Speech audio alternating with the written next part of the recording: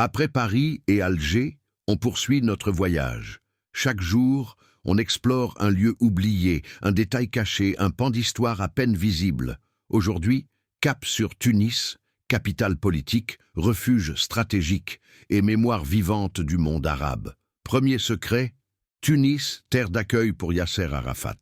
En 1982, après l'invasion israélienne du Liban, l'Organisation de libération de la Palestine est forcée de quitter Beyrouth.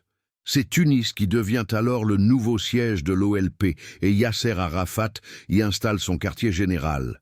Pendant près de 10 ans, la capitale tunisienne est un centre diplomatique majeur du combat palestinien. Mais cette présence fait aussi de Tunis une cible.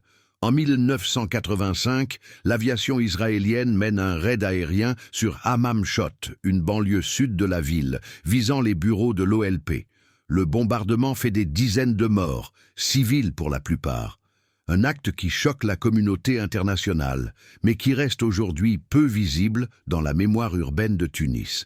Deuxième secret, Tunis, capitale diplomatique de la révolution algérienne.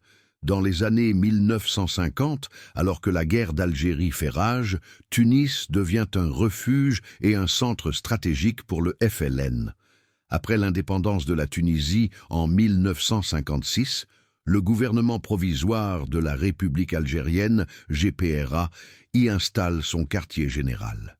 Des maisons ordinaires de quartier comme El Menza ou Mutuelleville servaient de lieu de réunion, de radio clandestine et de coordination internationale. Tunis devient alors la capitale politique de l'Algérie libre, bien avant son indépendance officielle. Troisième secret, la porte de France, autrefois Bab el-Bar. C'est l'une des anciennes portes fortifiées de la Médina, mais son nom et son apparence ont été transformés pendant le protectorat français. Ce changement n'est pas anodin.